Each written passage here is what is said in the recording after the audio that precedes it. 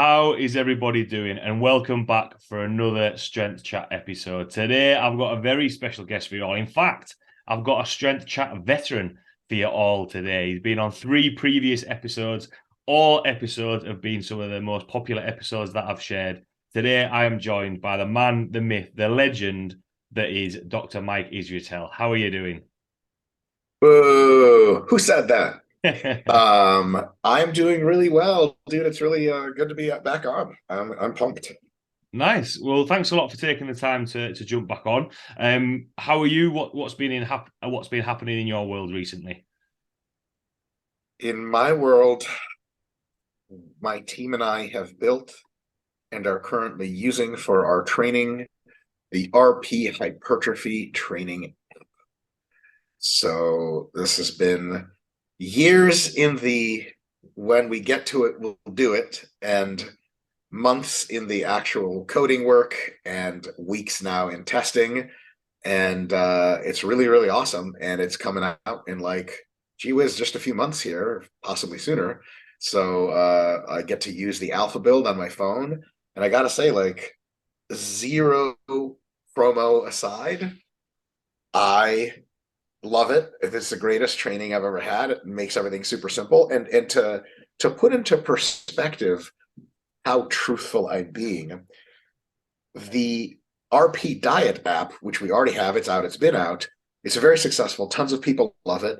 But the specifics of my very bodybuilding style, really meticulous diet, the RP diet, probably in about 6 months to a year, will be something I'll be able to use. Right. And it'll be super awesome for hardcore folks. But right now, I don't actually use it super often because it's like just not tailored. It's tailored for almost everyone except seemingly for me. And the RP hypertrophy app is like, it's just so awesome that I can use it. And it's like I look back on the days my videographer and I were talking about how we used to just like write things in a notebook, and we're like, damn, thank God those days are over. This is just so much better. So anyway, like, I'm not BSing. Of course you're gonna launch an app, you're gonna say, oh, I use it, it's great. Like, yeah, that's, some of our stuff I've used and some of it I don't currently use, but this is the real deal. So I'm super pumped. Nice. And what's different? What's made it so that you feel as though you can use it and it's right for you? So we built it from the ground up to be used by everyone, but with a specific target demographic of the hardcore lifter that's interested in like best possible results. So, like, one thing that it does is it auto programs your next week after you finished 1 week. So, like, if you squatted, let's say, 100 kilos for a set of 10, the next week it auto populates that squat with 102.5 for 10. And if you say, I'm not feeling it today, and you go down to 97.5, it'll take that 10 rep target and switch it to 11 or 12 reps. Like, either way, you're going to progress. And it's pretty, that feature is like, it's got a ton of great features. That feature I love. There's like, I wrote the code logic for it, but it's one thing you write the code logic, yes, it's good in theory. And then you actually train with it and you open up your app for like week 3 and you're like, oh, fuck. Like, I really have to do this. Like, if I had a notebook, I just cross it out or erase it or just go to the next line and say, I'm just going to do this. But like, having something about having to type in to an app, like, to admit you're being a wuss, and the app still is like, hey, I know that you're not feeling the weight. Do you want to do more reps? And you're like, oh God, there's no escape. And that way, it's kind of like whatever plan you set in motion, it like sees that you challenge yourself. And of course, it programs deloads and recovery sessions. It's not trying to kill you, but it's kind of like the ultimate thing to keep you honest. It's like if you've ever driven around with like your GPS on your phone, like Google Maps, like if you pass a street that you're supposed to turn right on, it doesn't like change anything or freak out. It just goes, no worries, just turn on the next street. And you're like, fuck, it still wants me to go to that location, apparently. So like the app believes you that you want to get more jacked, and it will incrementally at the margins challenge you every step of the way. And that's like, yeah, it's trippy because once something is digital and written out, it's kind of like it's difficult psychologically for you to wuss out and evade that, it's just like, hey, you said you wanted to do this, here's where the next step is, and you're like, well, I guess it's right. And the thing is, because I wrote the code logic, like, yeah, it's just like right out of the hypertrophy book. So I'm like, well, it's not wrong. And then I'm like, oh, wait, hold on, I'm Dr. Mike. And I'm like, is it wrong? And I look at it and I'm like, nope, I'm just being a wuss. And then I do what it's supposed to do. I get the great results, but it makes you work really hard. So that's kind of a really neat feature there. Yeah. Oh, cool. And how was your training going? Have you got did I see something you shared that you've got some competitions coming up at the end of the year or soon or? Yes. So mid-July, I have Masters Nationals in the United States. And I did Masters USA's. USA's Nationals, the same show, just 2 different times a year. I did Masters USA's before, and I took second place in the super heavies. And this time I'm going to be heavyweight because just well, a little bit leaner. Just I guess a little bit leaner at the level of leanness I'm talking about. It's like 10 miles away, but it just like walk one step, but that's 10 miles kind of thing. But that should get me into the heavyweight, which is just over 102 kilo cutoff, like 225 pounds. And I guess that shows like something like 16 weeks away or 15 weeks. And I just started dieting for it. But the cool thing is that my off season, I definitely gained weight, but I kept things leaner than I normally would have. And I'm like, damn, pretty decent shape already. Like, I'm sure you see my pictures on social media, like, look like I'm peak off season exactly. So it's great to be starting a diet this far out and having used the app for like basically 2 months now. Like, it's really awesome to have the app during contest prep. Yeah. Especially I had it towards the peak of mass, my massing phase, and then I've have it now for contest. And even early in contest prep, because I'm already pretty lean and I got a lot of other stuff going on in life, and jiu-jitsu and lots of walking, cardio and stuff, it's already tempting to be like, I don't know if you've ever been through this in any sort of regard. It's tempting to be like, let me just get the work in. Let me do a drop set. Let me do a down set. Let me do an exercise that doesn't like really beat me up. I'm just trying to maintain.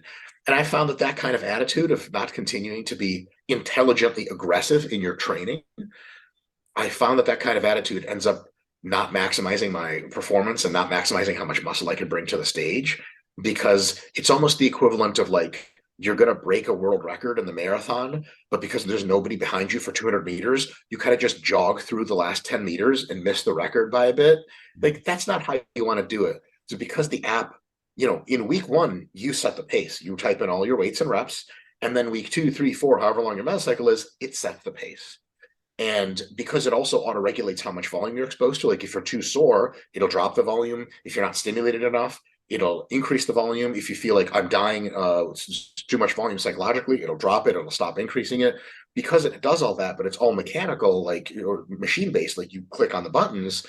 It's really awesome in contest prep to have that, because you just like, it's like I said earlier, there it is, just do this. And you're like, I know it's science-based, I know it works.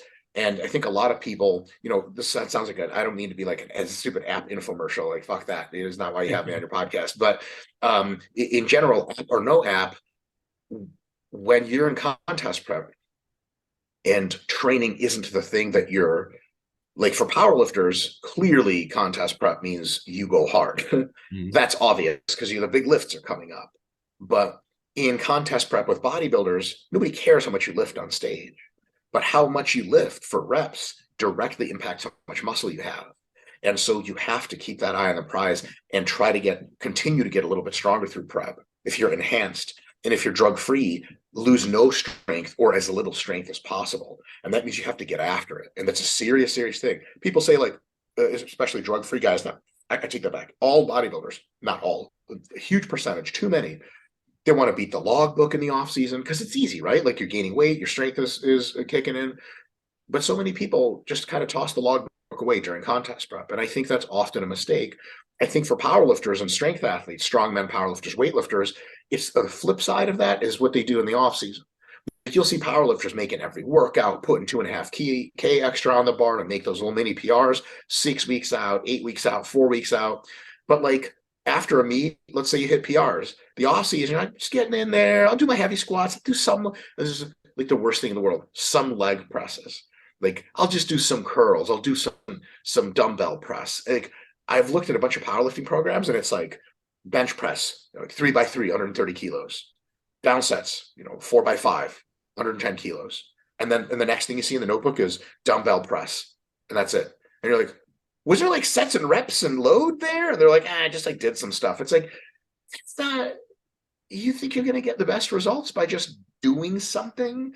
You know, like Michael Jordan didn't become the best basketball player of all time by being like, yeah, today I played some basketball. Like, training is a little bit more specific than that. There's a standard, you know what I mean?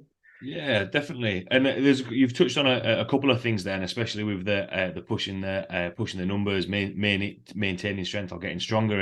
And this is kind of a topic that with clients and other coaches been chatting about, which is kind of going to the beginning of it, of when we're looking to build muscle. Obviously, you said there, of if we're not feeling it, we can drop the weight down, but do a few more reps if we're not feeling 100%.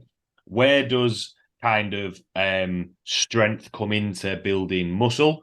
And is there is there a certain point where you need a certain level of strength to start building muscle if we're looking, for a hypertrophy program? A very good question. So based on a combination of theory, direct literature, and my now relatively vast experience myself and coaching a ton of people and being around a lot of lifters, but especially leading on theory and direct literature, it seems that muscles grow from exposure to tension, and some of the resultant metabolites that are generated, and perhaps some cell swelling that comes along with that. And it's the amount of tension they're exposed to that primarily drives the growth. So it's and the amount of tension is measured in like how hard do you stress the sensors inside muscle tissue that are what's called mechanotransducers, and they detect that tension is occurring, and then they signal various other parts of the cell to start growing muscle. It's how hard you do the tensing, but after a certain degree of hard, which is roughly at a 30 rep max or so, anything you can do for something like 30 repetitions to failure, any load greater than that, the tension, the pull doesn't matter much. What matters is how much total time that during every rep set and workout that muscle is being subjected to that tension. It's kind of like if you want somebody to take notes of what you're saying accurately, if you say the notes with that loud, when I just said stuff, you're like, what? That's not loud enough for me to hear. Now, once it's loud enough, if I say any louder, it doesn't matter. It doesn't matter. It's fine. Just any volume between this minimum volume and this is too loud and hurts my ears. And that's roughly corresponding to 5 and 30 repetitions. And any weight that corresponds to that, as long as you take it close to failure, that seems to grow muscle.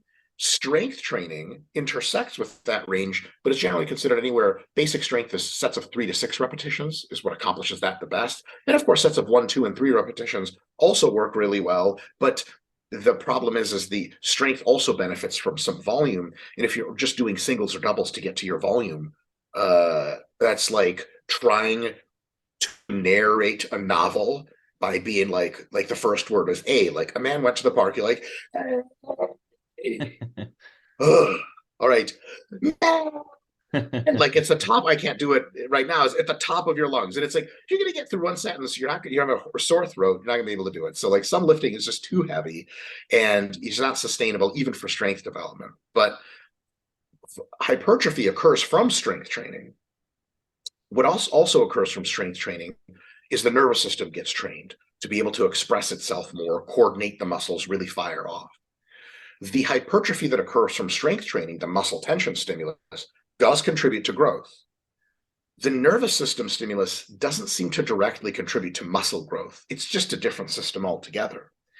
And if you were saying, okay, well, strength training is good for muscle growth, the next question is, okay, yes, sure, agreed. But what's even better for muscle growth? And the answer is muscle growth training, right? And it's like, okay, so we just go right to the source. And does strength training have some other kind of influence on muscle growth training that is sort of nonlinear? Maybe, but when we start to examine what it is we're looking for there, we don't seem to find much of a potentiating effect. So let me say a little bit about what I mean about that. So yes, it might definitely be a thing that coordinating all of your motor units and really learning how to activate your quads in strength training can help you connect with them better and do a better job stimulating the quads when you're doing hypertrophy training. Like if you can do a real good squat with a set of 3 heavy. Sets of 10 are going to be like, you really know how to do a good squat, really know how to handle the load. You can execute sets of 10 really well and really connect with your quads. Definitely true. But you know what's even better from a specificity perspective of getting you to do sets of 10 really well is, drum roll, doing sets of 10. It's the most specific thing to it. So it's like if someone asked, would boxing training make you better at mixed martial arts? Just like classical boxing training with gloves and everything. You'd be like, yeah, of course, of course. Be like, you know what else would make you better? MMA striking training. Exactly that thing that you will be doing. And you say, well, wouldn't the boxing kind of like work on some specific skills? You'd be like, well, what about tailored MMA striking training? Wouldn't it work on the skills too? Like, right. And all of a sudden you realize the person is they just really want boxing to be a bigger part of MMA than it really is. And I think a lot of the people that talk about strength and hypertrophy training, a lot of the arguments they have for why strength training is somehow potentiating good hypertrophy training end up you just interpolate like, well, what about hypertrophy training? Wouldn't that do that too? And they're like, well, yeah. And then they make probably, right? Like, it's kind of like, well, we'll just do the thing that we're going to do. At the end of the day, the best argument for strength training for the purposes of enhancing hypertrophy training is that strength training offers a lower volume period of training so that your muscles can get resensitized to volume and now potentially grow more, because they're kind of like, once your muscles get beat up enough and exposed to enough volume, they sort of take the day off and they're trying not to grow. There's been a recent study in last year that directly observed this, that molecular sensing mechanisms actually, after a few sessions of no training, come back up to their old standard. But after just like, I think it was, they measured like 7 sequential sessions for the same muscle of training, the hypertrophy response was very, very muted, like almost not there at all. And that actually makes a ton of sense, because that's like, if you do 2 sessions a week for your quads, that's like 3.5 weeks of quad training. And like, there's some nuance there, because if you take longer breaks between the sessions, there's probably a resensitization. But like, for intermediates and advanced people, you don't grow your quads without a deload or some kind of active rest or something for like 8 weeks straight. I don't know anyone who's ever done an 8-week straight progression of hard. Like, that doesn't work. So there is something to taking a strength phase to reduce that volume and really clear out the adaptive window so you can grow again. But then it's also like, well, what about just a very low volume phase, kind of an active rest phase or maintenance phase, where it's like sets of 5 to 10 reps and not so much 3 to 6 reps. And it's just very few sets and then a lot of time off, maybe a week and a half of no training at all. Wouldn't that do that job too? And say, well, yes, it would. And then you say, what are the costs and benefits? Well, the benefits for strength training is that it's fun as shit. Like, it's awesome. Getting strong is cool. But the downsides, especially if you start to become serious about hypertrophy training, bodybuilding, and doing a show, strength training beats the shit out of your joints. Not like, if you do it properly and you're healthy and good genetics, it's not the end of the world. Your joints don't get weaker over time. Acutely, they'll get a little fucked up, but it's not going to degrade them or something. But if you're older, really, really strong, like, imagine Big Ramy, right, doing a strength phase. What the fuck would that even look like? He'd be benching like 250K for reps or something. Like, anyone who's benched 250 for reps are like, how does it feel in your shoulders? They're like, look, at 250 in your hands, nothing feels good anymore. So it's one of those that as you become stronger and stronger, in doing a strength phase for resensitization starts to look less and less appealing. Yeah. And it also fatigues you in many other ways, nervous system fatigue, etc., and injury risk at any one given time. Because, like, it would really suck. Can you imagine Big Ramy does a strength phase, and then, while he's doing, like, 3x5, he like tears his pec a little bit on the 5th rep. You'd be like, for what?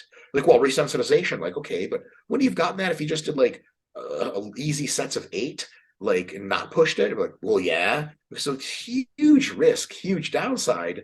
What exactly is the benefit here? And every time I've engaged with somebody who's very pro strength training as a way to get bigger, I've asked these questions. I never have gotten a very definitive answer. So the most roundabout way, coming back to your question of what's the relationship between strength and hypertrophy, strength will increase as measured by how much weight you can use for any given number of repetitions as you get bigger. So what you use for a set of 10 in the squat will continue to go up as your muscles get bigger. Fact. But does that mean you should do strength training as a special type of training with sets of 3 to 6? To me, I'm not convinced at all that that is a requirement. Now, do powerlifters need to do hypertrophy training? Yeah, if they want to get bigger muscles. But is there anything about hypertrophy training that makes the muscles specially stronger per their size? No, that'd be weird. So there's just nothing to it like that. And so I think that at the end, can strength training be intelligently woven into a hypertrophy goal if you prioritize strength also to some extent? Absolutely. Should you be convinced that the strength training is essential and something that is net benefit in the grand scheme? That if you notice there's a bodybuilder at the gym who's got a ton of promise, but he never does strength work, should you come up to him and be like, you should really try strength work, bro? Because I've actually seen that happen in real life. Like powerlifters get the young bodybuilder kid, they're like, you got to come in and do triples with us. And I'm just always like, no, don't do that, or at least ask them why. And that's kind of my thoughts on the matter. What do you make of that? I don't know if that makes any sense. Yeah, there's kind of like two follow-up questions from there. It's a little bit. I like the example of, what is it? I think it comes down to what the goal is. That example there of doing the MMA. You're going to do boxing. Well, actually, sometimes to get better at that thing, do that thing. I think the two follow-up questions from that would be: does strength impact, for example, if your or strength and hypertrophy training when it comes to actually developing a certain muscle group, like growing big legs, for example? Do you necessarily need, a big squat? Because there is the argument there of, a back squat, for example, isn't always going to help build everybody's legs. It's going to be, a different exercise from there. And then following on from the other question, two-parter, what's the tipping point where other variables outside of the gym, if we're not looking to get stronger, when's the tipping point where the variables outside of the gym become just as important, that routine, that sleep, that recovery, if both of them make sense? Yes. So the answer to the first question is coming back again to the idea that when people say, some muscles, they just benefit from strength training. And I'm just curious as to the logic of that. I haven't seen any very compelling evidence for it in the real world. I've been training for 25 years and been around elite strength sport for the last 15 of those at the very least. Another curiosity is like, you hang around weightlifters and power lifters, competitive high-level guys, as opposed to drug-free intermediate bodybuilders that watch YouTube, which is 90% of my audience on YouTube. And those folks who are 90% of my audience, or whatever, I'm assuming, a large fraction of my audience, they get their information from a bunch of different sources. A bunch of other YouTube channels, and some of these YouTube channels, they will say, like, yeah, you got to strength train, like, to get bigger. There's something there about strength. And then I go talk to the elite weightlifters and the elite powerlifters and the elite strongmen.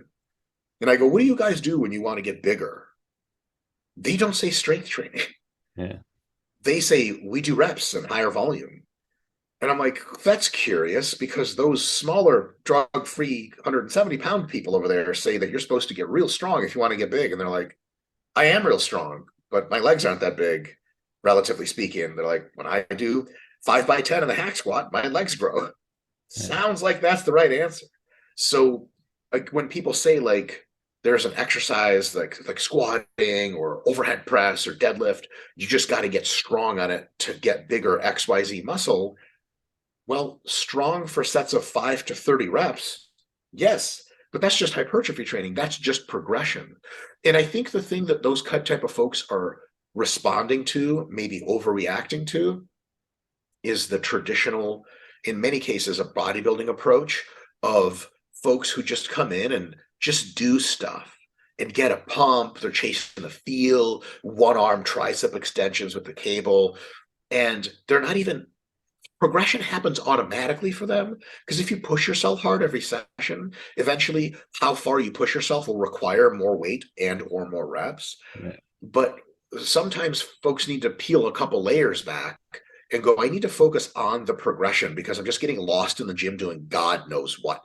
It's like trying to train to be a marathon runner and going out for a run that lasts some amount of time until you get tired. Come on, nobody serious trains like that. So I think a lot of the huge benefits of strength training isn't in the fact that it's sets of 3 to 6. It's in the fact that you put a certain weight on the bar, you get a certain rep range, a certain reps in reserve, and then you go a little bit up, a little bit up, a little bit up, week to week to week. That part, I think, is indispensable for ensuring your results. Yeah. But obviously, you can get great results just fucking around in the gym and just moving weight around because muscle doesn't care. Stimulus is a stimulus. But I think that's the part of strength training we really want to keep in hypertrophy training. So when people say, like, yeah, I didn't like until I got strong in the squat, my legs didn't grow. And it's like, yeah, I think that means you just started squatting diligently and added load over time versus like doing something here, doing something there, never quite challenging yourself progressively. It's the progressive challenge of strength training that really is the kicker, that I think that's what the nod is to, even if sometimes people don't. So what I say to people is, don't think of strength. Yes, strength training is sets of 3 to 6.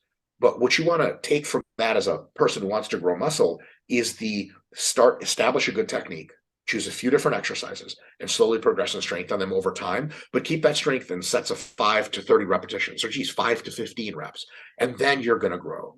And to your second question of when does all that stuff become important, that stuff is always important. Yeah.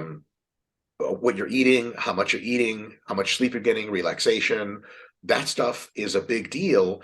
The reason that people mostly discover that stuff later in their training careers, I think, is twofold. One, just straight genetics and not having those things ideally, and just eating food and growing, you can get great gains for years and years without ever paying attention to it. But then when the gains really start to fall off, you start to be like, okay, what am I doing here that I could be doing better? Like if you just have like a really overpowered V8 car and you do street races with your friends in your small town, you might win a bunch of races.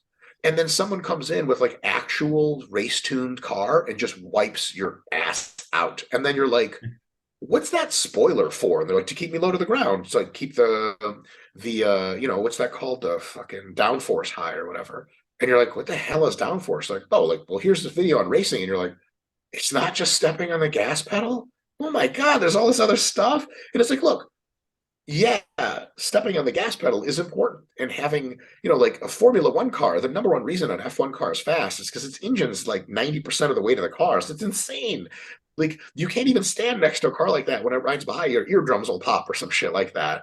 Like it's weird to get an engine that normally idles like to go like that. That's so many, like it's nuts, right? That's where most of that power comes from. But the spoiler, the shape of the wheels, that stuff matters. And can you go fast on a big engine alone? Yeah, fuck yeah. Can you get jacked and just fucking eating and training and doing some sleep? Yes. But at some point, you'll max out the speed of the car, just like you'll max out the size of your muscles. And then you're going to be like, okay, I want more. Is there any stone I have left unturned? And the answer is, well, actually, yeah, you could have been unturning these stones the entire time, sleep, recovery, et cetera. And then you go, okay. And that's reason one. I think people just stall out and then they start looking for other stuff they just didn't know was a necessary part of business. The other thing is, I think people mostly reach the time when their gains slow down when they're older, simply because you start lifting when you're like 16 or 18. And then by your mid-20s, you're pretty advanced because you've been lifting for like fucking 10 years. Mm. And that mid-20s time in your life is also maybe the first time you actually start to try to organize your life to really seriously attend to your eating and your sleeping and your recovery. Because like when you're 19 years old, you train, you eat some food, and then the girls are like pool party and then sleepover. You're like, woo, you get like an hour of sleep or whatever. You're English, so whatever festivals you guys go to, I know about the festivals and all the drugs, right? So it's like, I mean, I've actually answered people's questions before. They're like, hey, like, how do I plan my periodization around like this festival? And I'm not going to eat anything for 3 days because ecstasy is a hell of a drug. And I'm like, well, I tell them the best advice I can, but at the end of the day, it's like, well, it's like, yeah, you're going to lose a lot of muscle. I don't know what to tell you. But when you're in your mid-20s and you're like, first of all, I'm very serious about this. Second of all, I'm not getting really good results anymore. And third of all, I now have I've lived the crazy life enough to be like, I'm done with that for a while, or I'm going to turn it off a little bit. And I'm also of the emotional maturity now where I can say, hey, like, I'm going to get fucking 8 hours of sleep, damn it. And I'm going to party one night a week, but I'm not going to party 3 nights a week. So what do you guys call it out there? Uni, right? Uni, is that correct? University? Yeah. We call it college in the States. I'm sure you know that. Like, you get enough American media over there. But when you go to uni, like it's chaos, bro. Like who knows who sleeps at all at uni? Arguably no one. And a lot of those guys lift. And they don't have a problem gaining because they're fucking 19 years old. They've been training for a year and a half. Then when they get older, that's when that starts to be like, and it's not because they're older or biologically the body doesn't work as well. That stuff doesn't happen until you're over 40. But it's just like you've got a lot of beginner gains. And now you're like, I want more. And let me look at my lifestyle. My lifestyle's awful. But it's the first time you're willing to make the trade-off. Because if you tell a university student, he's like, has a good social life, you're like, hey, listen, there's no time for you to be staying up past midnight and getting 5 hours of sleep. He's like, okay, you just nuked my social life. I don't have a social life anymore. We're like, well, when you're in late 20s, you won't have a social life anyway, so you could be a great bodybuilder. So there's time for everything. It's kind of my thing. Yeah, definitely. I think that's a good way to look at it because, it's not always, it's a little bit like the life cycle of a trainer where there's mistakes that you start and try and give loads of information. I think that's just a natural cycle of it because, it's still having that balance. And then with anything, the balance will change as you progress. Funny that when you were talking about the car, because I feel like you were just reading my mind in terms of on Netflix, have you watched Drive to Survive? I've seen a few episodes, yes. Yeah, so I just My thought F1. videographer loves the whole show. Yeah, I was just thinking F1 was just driving around a track, whereas actually there's more to it to actually get the best out of it. So until you know those things, you're not gonna you'll just be thinking, I'll Yes. just keep doing what I'm doing. And I think that's a good practical takeaway to have that tipping point because people are like, well, when do I need to think about it? Well, realistically, can you do that at the start when you do that? One thing that I want to touch on as well, which might be a little bit of a tangent, you spoke about the elite level lifters, who might not necessarily put on size all the time because there's going to be weight classes in weightlifting and powerlifting, and I suppose I think there is weight classes in strongman as well.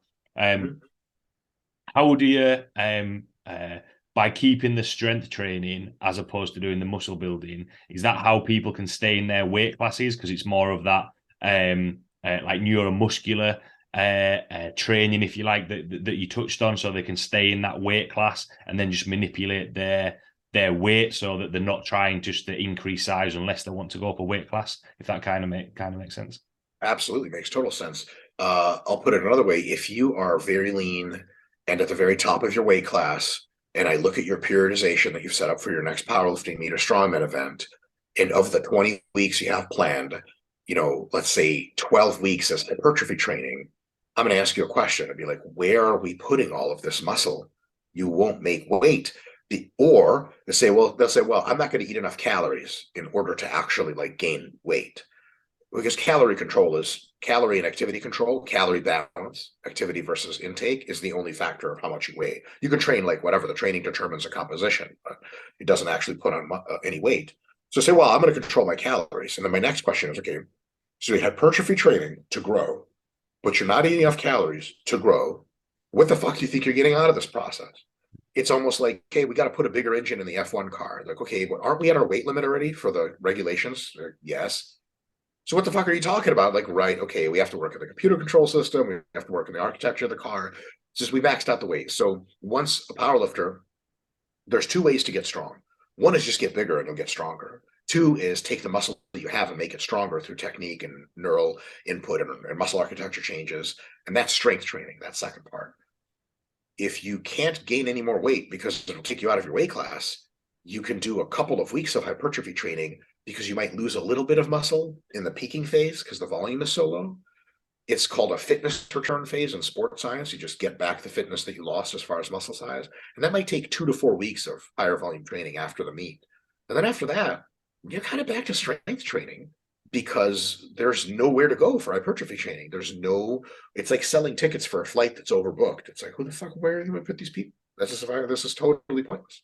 So I think absolutely strength training because it doesn't cause a ton of hypertrophy. And as a matter of fact, at a certain volume of strength training, it just maintains the muscle that you have. Mm-hmm. That's the ideal situation for most of the training that a person who is very lean and muscular at the top of their weight class will actually be doing. But if you have some muscle to add or some fat to lose, then yeah, absolutely, you can continue on and do lots of hypertrophy training as well.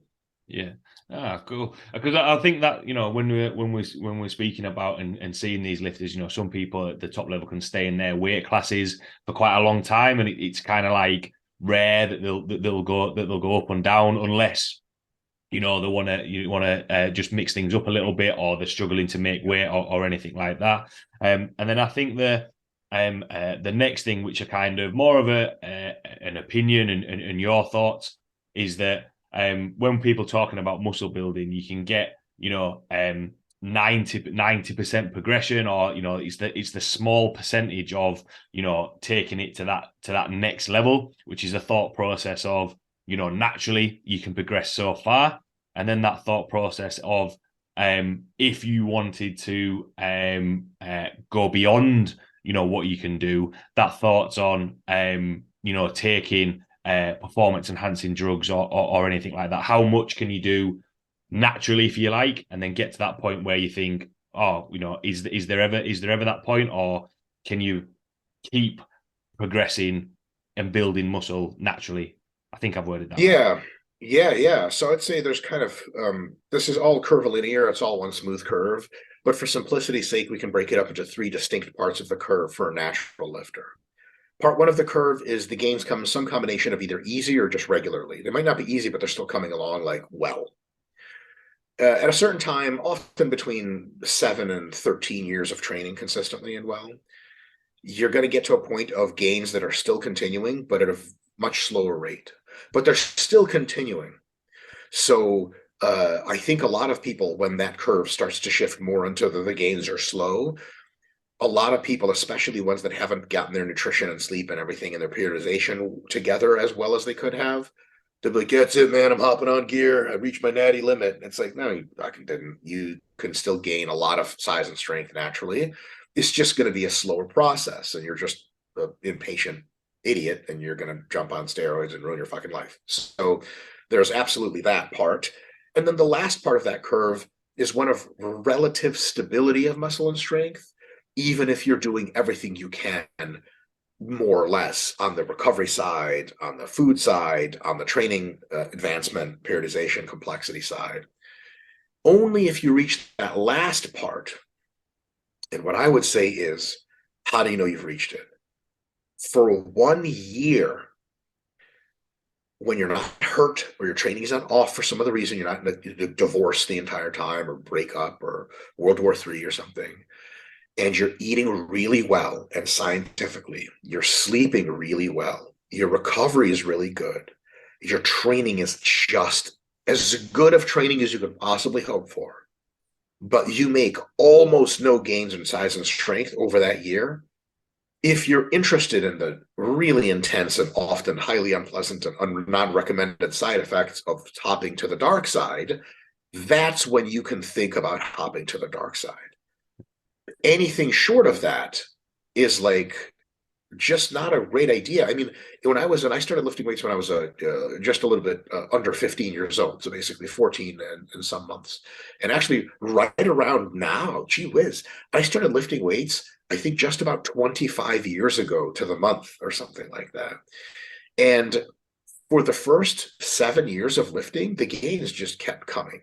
Yeah. But then when did I think I hopped on about 12 years in to my lifting career or something. Yep. 12, 13 years into my lifting career, I made the transition to enhanced. And the amount of time between year 7 and year 12 was not just me being roughly the same size and strength and being like, oh man, I should really hop on. I had people right at year 7 telling me, like, dude, you got to get on now. Like, if you want to be a serious bodybuilder or powerlifter or whatever, you just got to hop on now. And I was like, but I'm still gaining like a slow but realistic rate. Yeah. Then I didn't want to open up that can of worms. Like, fuck that. I don't even know. Like, I look at a needle and I'm going to pass out. Like, nah, this is clearly too early. So, but I still made great gains. It just wasn't newbie gains. And I think a huge problem is people mistake newbie gains ending for, okay, well, now I need steroids. And I remember having one really distinct conversation with a kid in high school who was like 3 or 4 years younger than me. I think I was a senior and he was a freshman. Or actually, no, I take that back. I I came back when I was like 20 and did some strength and conditioning coaching at my high school for football. And he was like a junior then, so it was 4 or 5 years younger than me. I mean, he had been lifting weights for like 2 or 3 years, and he was of pure-blooded Nigerian ancestry. So he was fucking enormous and lean, just like he had it all. And I was like, dude, like you're the man. And he's like, thanks. And he's like, yeah, I'm really frustrated with lifting because, like, my gains are just like coming along a little tougher now, and it's just really demotivating. And I remember telling him something that I think maybe people on your podcast would benefit from hearing. Once the gains get tougher, what you want to do is sink into the process more, into the meticulousness of how you execute your reps and sets and the programming, and revel in the fact that you are now superior to almost everyone in the gym. The beginning gains is fun, but like you're nobody and nothing and tiny and weak.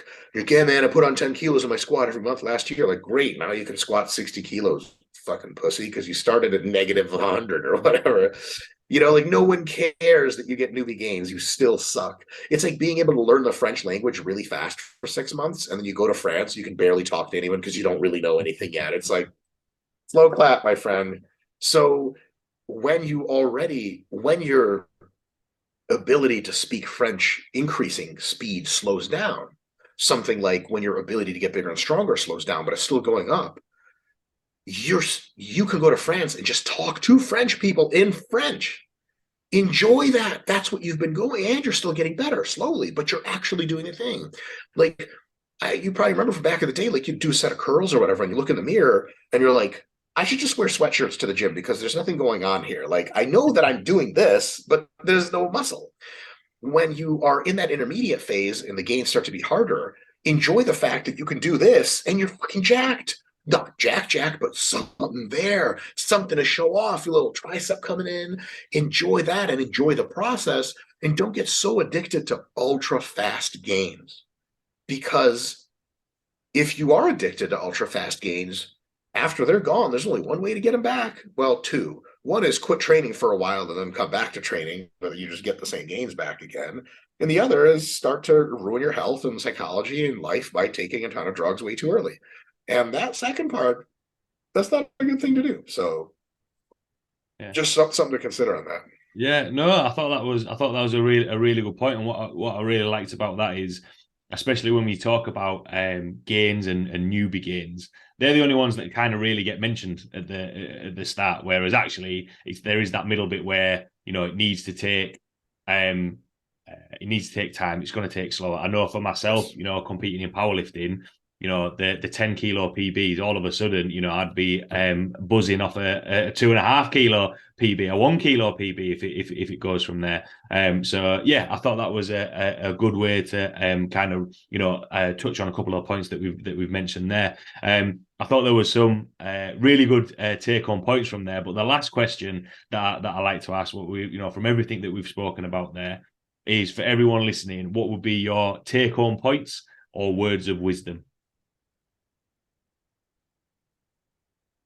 Take home points about what we talked about, or just in general? What we've talked about, but if you've got something in general as well. Yeah, by the way, sorry to have been looking down. I actually wrote down a note to myself to make the transition between newbie and intermediate gains into a future YouTube video on the channel. It's like I feel like there's this addiction to newbie gains that people really do have. And when it goes away, they experience almost like an existential crisis. They're like, am I doing something wrong? And it's like, no, you're just intermediate now. Let me give you a quick story based on this. I remember this one person I was chatting with on social media. He was like, hey, like, I can't gain weight. And I was like, oh, okay, well, just, it was the standard response. Everyone listening was probably saying that their head, just eat more food. So I was like, eat more food, Send. And he's like, well, I am, and it's not working. And I was like, okay, well, where did you start? What were your calories? And he's like, well, I think I started at 2,500 calories. That wasn't moving the needle. I'm up to like 3,750 now, and I'm not gaining. And I remember having an interaction earlier with a client years ago where I asked her what she was eating, and she listed almost nothing. And I was like, how the hell are you not losing weight? But then I finally was like, do you drink anything? She's like, oh, yeah, I drink fruit juice all day long. And I was like, oh, my God, she didn't know that fruit juice had calories in it. So I told this guy, I was like, okay, I'm going to do this. And I didn't tell him this. I thought this to myself. I was like, I'm going to ask this as polite as I can. It's not to insult this person's intelligence. And I was like, how much weight have you been gaining recently? And he was like, well, yeah, I've been gaining like a pound a week, but like, I want more. And I was just like, Steven, I was just like, bro. Now I was polite when I responded. I was like, so you have been gaining weight? He's like, well, yeah. I'm like, so when you said you haven't been gaining, you can't gain weight, what did you mean? And he was like, well, I wanted to gain more weight. I'm like, oh my God. What? So it's like to him, if he wasn't gaining a pound and a half every week, that was no gains. Right. And I was like, well, and I had to tell him, like, look, actually half a pound to a pound is even better because it's a better for long-term progress. You're not going to get as fat, et cetera. It was just like comical that this was even being discussed. So my sort of overall summary in words of wisdom is there is a process of training that for hypertrophy training or for strength training, you do good technique with the exercises that you think are effective. You do some amount of load and some reps, and then week to week to week deload, week to week to week deload, etc. You go up a little bit in weight, maybe up a little bit in reps, up a little bit in weight. It's those little tiny steps that actually get you to your goal. And even if they're occurring at a very small increment, after a long enough time, you will get there to a goal that maybe isn't the goal you wanted because you're not Superman, but it is a goal that is going to blow away anything that you had ever done before. First time I was ever in a gym, well, I guess, yeah, first time ever. It was in my high school gym. I was like 14 years old, months before I even started lifting. I was just messing around with friends. And I remember incline benching 55 pounds for like a set of 5 or something. And I remember like a couple of the guys tried 65 pounds, which is the 10s on a side instead of the 5s. And I was like, that's actually too heavy for me. Like I was like, yeah, no, I just 55 is good enough for me. And then years later, there's a video of me on YouTube doing this. I did 150 kilos or 330 or actually 335 for a set of 10 or 12, I think, in the incline press. And it was like, that did not happen in a year. That did not happen in 3 years or 5 years. I think I was like 29 or 30 years old when I did that. So it happened 15 years later. And that's what it takes to make a really big change to your body. It's just not going to happen overnight. And the solution or the hack isn't, well, I got to do strength training. I got to do strength training. That's how you really get big. No, motherfucker. You doing sets of 10 in the squat with 100 kilos. The answer isn't to do 150 kilos for doubles and somehow your legs magically get bigger. The answer is 102.5K, then it's 105, then it's 107.5, then your technique gets better. You improve your technique, you're back to doing 90, but with better technique. Then it's 92.5, 95, 97. And then years later, you're going to be squatting 140 for 10, and your legs are going to be fucking enormous compared to anything you ever thought. And then someone at the gym is going to come up to you and be like, dude, your legs are huge. How did you do it? And you're going to be like, whoa, holy shit, the circle is complete. And then you're going to tell them, just go squat 150 for fucking doubles, bro, and your legs get big. Just kidding. Before they walk away before you can say I'm kidding. You're like, all right, see you later. So it's the process is everything, and it can be really intimidating and sometimes disheartening when the process happens slowly. And there's this kind of reflexive impulse that we have sometimes to be like, I'm not going to spend the rest of my life putting 1.25 kilos on every month to my strength. I need something now, be it I switch to strength training or I start taking tons of steroids. Something's got to give. But to be honest, 12 multiplied by 1.25, that's like 14 or 15 kilos a year. If you can put on 15 kilos in 1 year, put on another 10 kilos the next year, and the year after you got hurt a little bit, but you only put on 5, that's 30 kilos on your squat for reps. What is that, like basically 65 pounds or something? Like, your legs will be a different person's legs. They will be incomparable. Like every day, we'll also lose sight of how far we've come. Like, your self-image really kind of it doesn't always stay the same, but it starts to stabilize a little. And you sort of forget exactly how much bigger you were than you used to be. And you ever like look at old photos and you're like, was I like gonna die of muscle loss back then?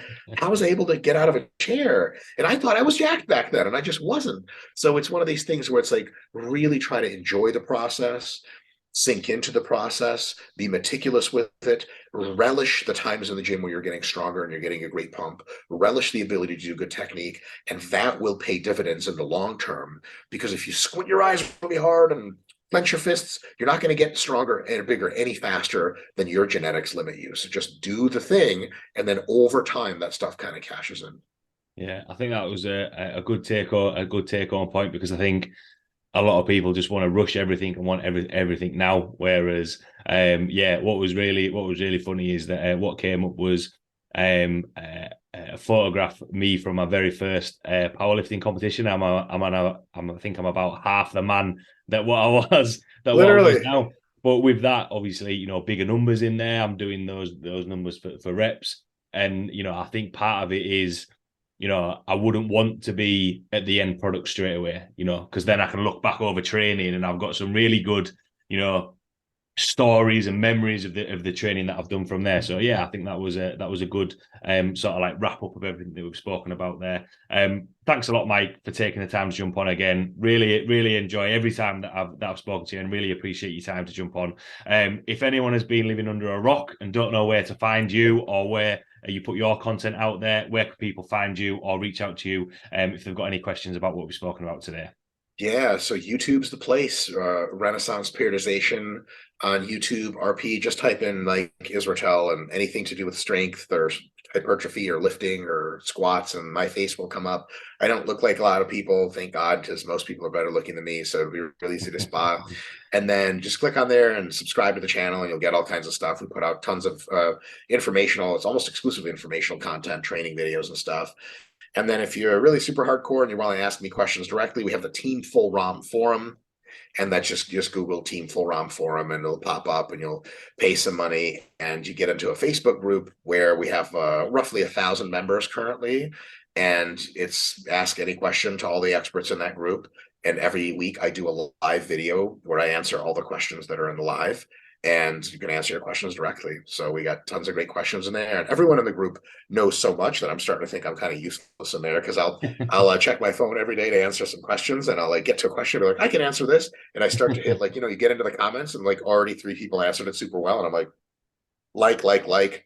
comment, thanks guys, enter, and just sit around and think I'm useless. So it's a really good place if people want that next level of insight. Oh, cool. That sounds really good. Well, thanks a lot, Mike, again for taking the time to jump on. Appreciate every time you've jumped on. Thanks a lot to everyone listening, and I will see you all next week.